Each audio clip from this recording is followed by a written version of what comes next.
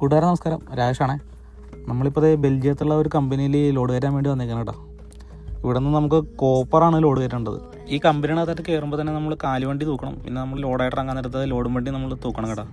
അപ്പോൾ നമുക്ക് ഈ ലോഡും കയറ്റി നേരെ ജർമ്മനിക്കാണ് പോകേണ്ടത്.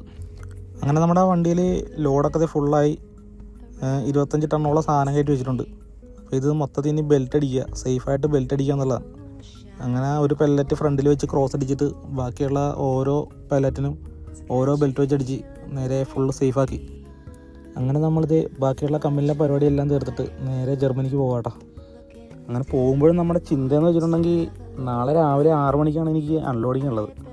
അപ്പോൾ ഇന്നത്തെ ദിവസം ഒരു രാത്രി നമുക്കിത് എവിടെയെങ്കിലും കൊണ്ട് പാർക്ക് ചെയ്യണം. അപ്പോൾ ഈ യൂറോപ്പിലെ കള്ളന്മാരുടെ ഒരു ശല്യം കാരണം ഇത് പാർക്ക് ചെയ്യണത് വളരെ ബുദ്ധിമുട്ടുള്ളൊരു കാര്യമാണ്. സേഫായിട്ടുള്ളൊരു പാർക്കിങ്ങിൽ നമുക്ക് കൊണ്ട് ഇടാൻ പറ്റുള്ളൂ. അങ്ങനെ നമ്മുടെ കൂട്ടുകാരനെ വിളിച്ച് പറഞ്ഞപ്പോൾ റോണിമോൻ അൺലോഡിങ് ലൊക്കേഷനിലെ പാർക്കിങ് നോക്കി.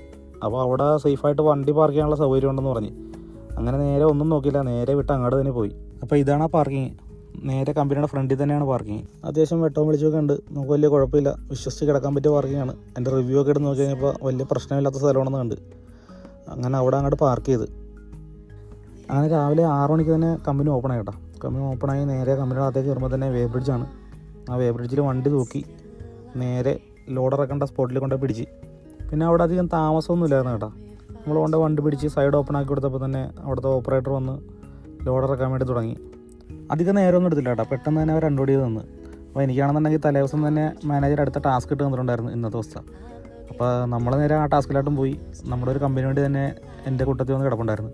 അപ്പോൾ ഓപ്പറേറ്റർ നേരെ ആ വണ്ടി ഒന്ന് ലോഡ് ഇറക്കാൻ വേണ്ടി ഓപ്പറേറ്റർ അങ്ങോട്ട് പോയി.